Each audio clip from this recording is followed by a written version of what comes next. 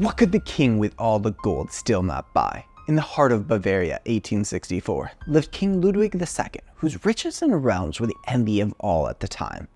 Yet King Ludwig's story unfolds like a fable amidst the wonders of his dream that kissed the sky. There was still one thing he could not buy. Ludwig was born to a royalty, a prince destined to inherit an entire kingdom. But his heart danced to a different rhythm, one that resonated with tales of old, music that stirred his soul, and the vision of castles that reached the heavens. His childhood was draped in opulence of royal life, yet it was quiet moments amidst the Bavarian Alps where his imagination soared that truly shaped his destiny. As he ascended the throne, a kingdom awaited his rule, but Ludwig's gaze fixed on the horizon, where his dreams could be sculpted into reality. But dreams, as Ludwig would learn, are solitary companions. The more he built, the more he isolated himself, crafting marvels of stones and spires that stood as silent testaments to his inner world. Each castle he built, a chapter of his quest, a pursuing so consuming it began to eclipse the very essence of connection, leaving the king ensconced within the walls of his own making, a prisoner of unparalleled ambition. In the solitude of his creation, Ludwig sought to bridge the gap between the mortal and the divine, to touch the sublime through the mortar of his castles.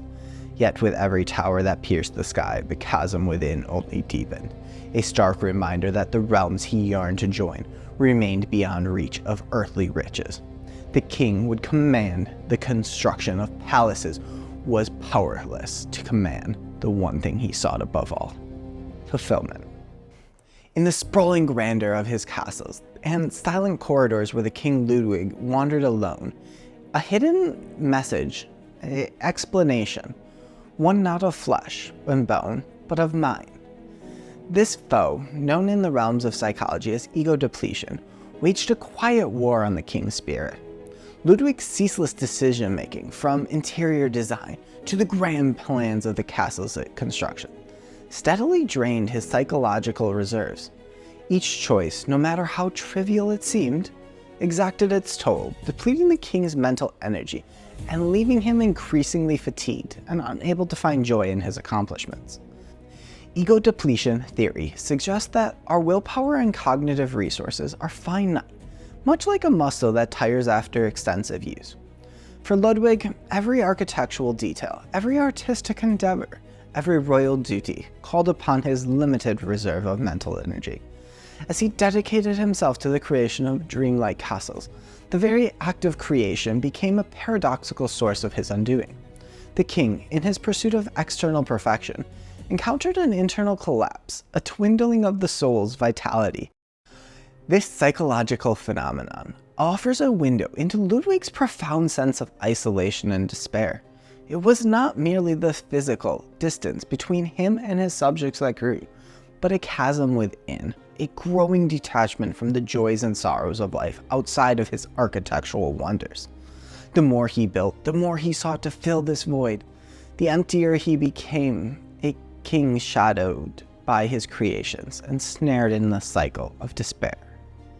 The tale of Ludwig II and his battle against ego depletion unfolds as a cautionary narrative, reminding us that the pursuit of grand ambitions without mindful replenishment can lead to hollow victory. It underscores the importance of balance, of nurturing the inner wellspring of energy and purpose, lest we too find ourselves lost in the castle of our dreams, far removed from the essence of true fulfillment. As the sun sets on the Bavarian Alps, casting long shadows over the majestic castle of King Ludwig II, the twilight years of his reign approached, a period marked not by fulfillment of his grandiose dreams, but by the deepening solitude of unmet desire. Ludwig's later years were shadowed by the very creations that were meant to immortalize his reign.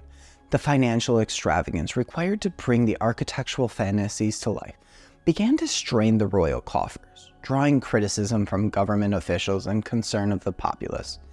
The king's detachment from day-to-day governments of his kingdom, coupled with the relentless pursuit of personal projects, fostered a sense of alienation from both his subjects and his closest advisors. The mounting scrutiny and public disapproval culminated in a crisis of leadership. Ludwig's once celebrated visions were now viewed through a lens of skepticism. His solitary nature misconstrued as madness. In a tragic twist of fate, the king was declared unfit to rule. A decision precipitated his mysterious and untimely demise. The waters of Lake Starnberg, where Ludwig met his end, became a poignant symbol of his life, a quest for beauty and meaning that ultimately led to isolation and despair.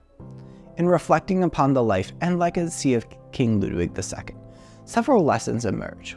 His story teaches us about the dangers of pursuing grand vision without heeding to the costs, both financial and emotional.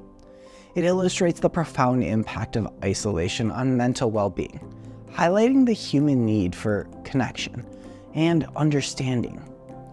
Though marked by unparalleled architectural achievements, his story serves as a reminder that true fulfillment cannot be constructed from stone and mortar alone. It must be found in connection we forge with others and the purpose we derive our place in the world. In the saga of King Ludwig II, amidst the splendor of his castles and the vastness of his dreams, we find the answer to the question that began our journey. What could the king with all the gold still not buy?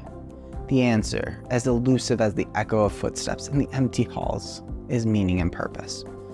Despite the wealth that could command mountains to be carved and lakes to be bridged, Ludwig discovered that the essence of fulfilling life, the very soul of contentment, lay just beyond the reach of his treasury. For in the end, it is not the gold we amass, nor the moments we leave behind, but the lives we touch and the love we share that defines the true measure of our legacy. For insights on what truly do bring meaning and purpose, stay tuned to the channel or check out the Fundamentals of Meaning and Purpose playlist.